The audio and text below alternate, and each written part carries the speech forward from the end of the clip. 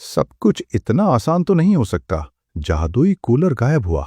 आखिर उस कूलर के बारे में राजू, उसकी पत्नी और मेरे अलावा चौथा कौन जानता था? और ठीक उसी वक्त भोलू की माँ बीमार पड़ गई। मालिक, आपने हमें बुलाया? हाँ, सुनो, हमें कल सुबह होते ही भोलू के गांव जाना है। क्यों मालिक? भोलू तो उसकी बीमार माँ के लिए गाँव गया है ना? हाँ, सवाल जवाब मत कर। वो भोलू इतना भी भोला नहीं है जितना दिखता है। उसकी माँ का बीमार होना और उसका छुट्टी मांगना, ये सब एक नाटक है। दाल में कुछ काला नहीं, पूरी दाल ही काली है। मुझे यकीन है वो कूलर भोलू के पास ही होना चाहिए। जंगल के सबसे घने हिस्से को पार करते ही एक सुंदर तालाब दिखाई देता है। किनारे पर एक छोटी सी कुटिया है जहाँ साधु बाबा ध्यान की मुद्रा में बैठे हैं। देखो, वही है साधु बाबा। बाबा, ओ बाबा, मेरी पुकार सुनिए बाबा। आ गए राजू, मुझे पता था कि तुम यहाँ जरूर आओगे। शांत हो जाओ बेटा, सब ठीक हो जाएगा। राजू कुछ बोल पाता उससे पहले ही बाबा की नजर चिड़िया पर पड़ी। और चिड़िया रानी, तुम भी आ गईं?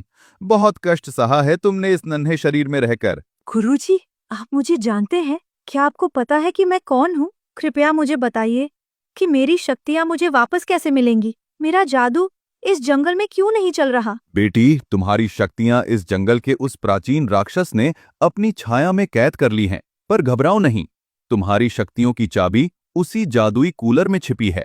वो कूलर मिलेगा तो तुम्हारी आजादी भी मिलेगी। पर बाबा, वो कूलर तो चोरी हो गया है और मेरी राधा, वो तो मौत के करीब है।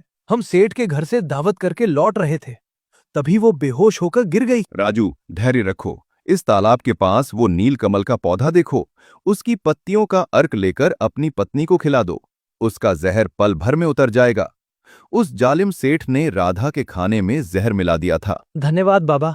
पर वो कूलर किसने चुराया? क्या वो सेठ ने ही चुराया है? नहीं राजू, हर दिखने वाला दुश्मन असली चोर नहीं होता। याद करो, जब तुम कूलर से अपनी खुशियां मांग रहे थे, तब कोई और भी उन दीवारों के पीछे खड़ा तुम्हारी बातें सुन रहा था। वह साया तुम पर पल पल नजर रखे हुए था। बाबा, हम उसे कैसे पहचानेंगे? कोई तो निशान होगा। मैं बस इतना देख पा रहा हूं कि उस चोर ने काले वस्त्र धारण किए हुए हैं। जाओ राजू, समय कम है। अपनी पत्नी को बचाओ और उस काले कपड़े वाले साये को ढूंढो। बाबा फिर से ध्यान में लीन हो जाते हैं। राजू जड़ी बूटी थामे और चिड़िया रानी के साथ घर की ओर चल पड़े।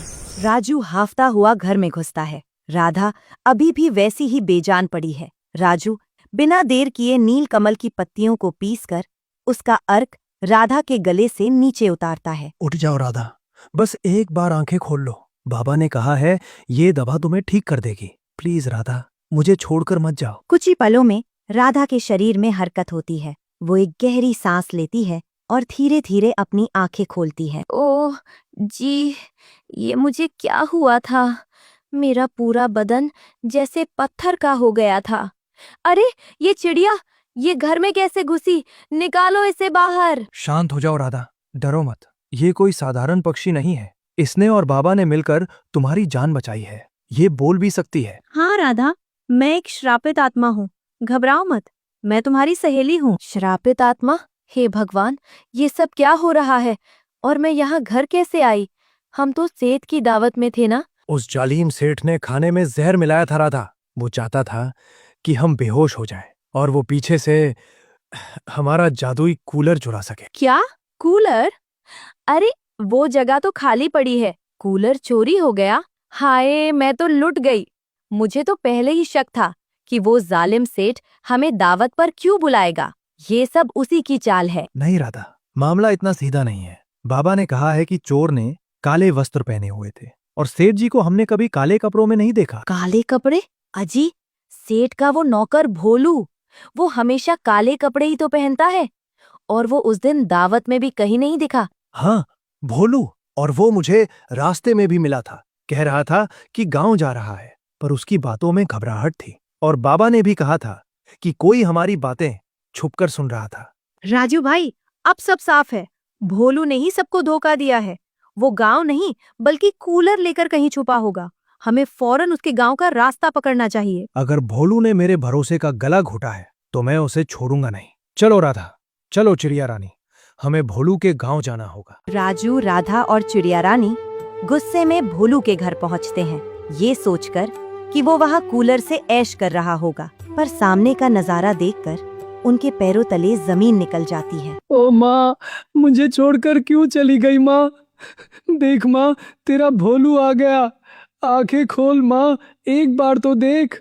अजी, ये क्या देख रही हूँ मैं? भोलू की माँ तो वो तो अब इस दुनिया में नहीं रही। मैं बहुत बदनसीब हूँ माँ, मैं तेरे लिए दवाइयाँ तक नहीं ला पाया। मैं शहर में काम करता रहा और यहाँ तू तड़प तड़प कर चली गई।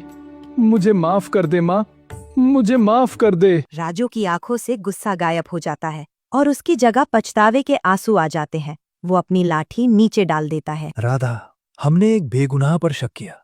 अगर भोलू के पास वो जादुई कूलर होता तो क्या वो अपनी माँ को ऐसे मरने देता? वो तो कूलर से अपनी माँ की जिंदगी मांग लेता। हाँ जी, हम गलत थे।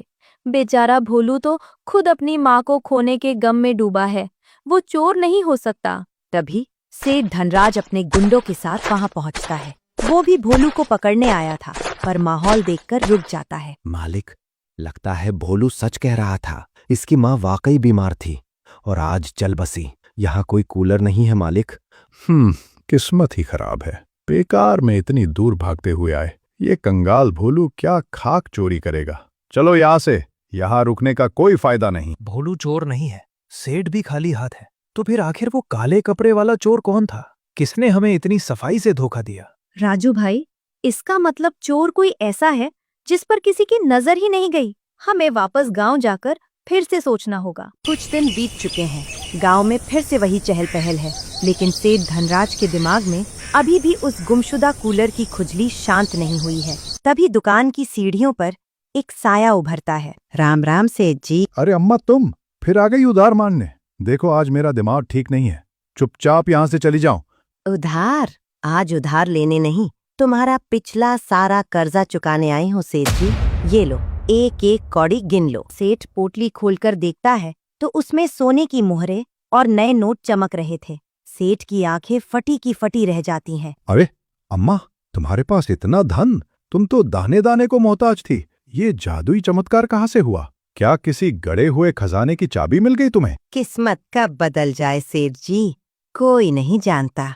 बस ये समझ लो कि अब मेरी गरीबी के दिन कट गए। जरा बढ़िया वाला राशन तौल दो तो। अम्मा सामान लेकर शान से चली जाती है। तभी भोलू, जो अभी अभी गांव से लौटा है, गले में सफेद गमछा डाले दुकान में दाखिल होता है। सेठ जी, माँ को तो मिट्टी दे आया, अब गांव में जी नहीं लगता, इसलिए वापस काम पर आ गया। मुझे कुछ याद आ रहा है। उस दिन जब ये अम्मा पहली बार आई थी, तब तो अम्मा के पास एक फूटी कोड़ी नहीं थी और उधार और लेके गई थी।